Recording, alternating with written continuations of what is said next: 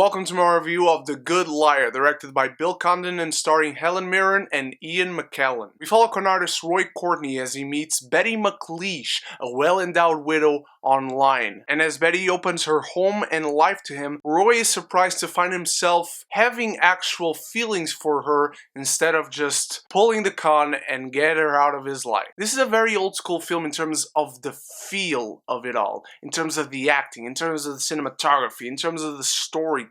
It feels like one of those movies that teachers are going to show in film school because it's so vintage and they all love those types of films so much. And Ian McKellen and Helen Mirren are both fantastic. Not only are they both having the time of their lives playing these characters with dubious intentions, because this is one of those films that you really are not sure of what is going on. You suspect some things, the film goes along and you start to suspect others, but what's really fun about it is that they play these characters so well, and the film plays the mystery so well. It's one of those things that you don't know until you know. So you may be 99% sure of something, but you're not 100% sure. And I also like that the film doesn't spoon feed you information about them for the most part, but just allows the story to unfold. You don't get information, again, for the most part,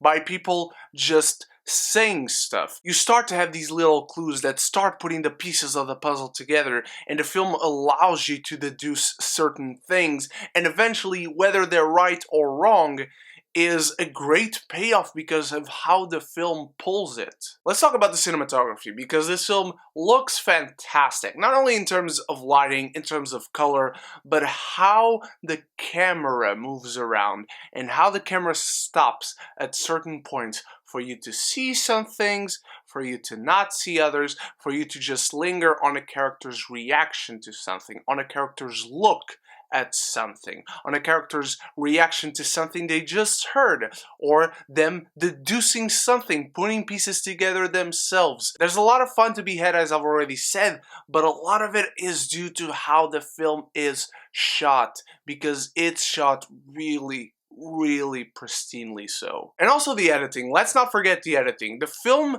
cuts a lot in so many good moments that not only allow you to be shocked, but allow you to laugh. There's a lot of good comedic timing in this film, not only in terms of the editing is just fantastic in that sense, but also in terms of the characters, how the film cuts from when they are in one place to then when they are in another place in a completely different form, in a completely different manner of clothing, in a completely different disposition. You just fall in love with seeing what they're doing and how they are doing it. My main problems come from the script, and I think Bill Condon, cinematographer, and the editor, and everything else that goes into shooting a film, and then even in post-production, they did the best they could with the script that they had. Because with so many double crosses, so many twists and turns, so many flashbacks, there comes a point in this film where you have to reveal stuff. And the film's biggest set pieces just come down to characters talking one across from the other, and then you go into flashbacks. They are entertaining, and as I've alluded with the rest of the film, they are well shot, they are well edited, they are well acted. I just feel that the film doesn't go beyond that. And my biggest worry is, how will it hold up on a second watch if I already know what's going to happen? If the biggest reveal in the film comes from dialogue and not from something I see, there's a certain spark, a certain magic that is lost. And sure, you do see because they go into flashbacks, but in context, it's just people talking with each other. And there are also a few things that go into timing. You have characters finding out certain things about certain someones, but you know there are 50 minutes left in the film, so you know that's not going to be the whole of it. You know there's more to come. So at a certain point, you are just expecting it. I got mostly everything I could expect from this film. I don't think it reinvents the wheel. I don't think it should reinvent the wheel. Energy and the dynamic between these two characters, these two major chess pieces played by Mirren and McKellen, are what pulls you in and what keeps you on guessing and what keeps you entertained and just keeps you on playing this chess game with them even though you're not playing, you're just watching a game between the two of them.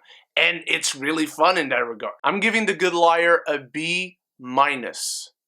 Now, what did you think of The Good Liar, my beautiful Iggies? Have you seen it? Are you looking forward to it? Let me know in the comments below, and let me know if you've read the book, because apparently it's based on a book, and I had no idea until I saw the opening credits of this film. Thank you so much for watching, you guys are the best. I have 2 very delayed reviews for you for The King, that is on Netflix right now, ever since last Friday, I think, and The Addams Family, which is also very late, but it also came out very late here in the UK, so fuck me, right? Once more, thank you so much for watching. You guys are the best. I'll see you in the next review. So until then, don't forget to subscribe and like the video because it really helps me out. And stay beautiful, stay geeky, but most importantly, love each other and love the movies.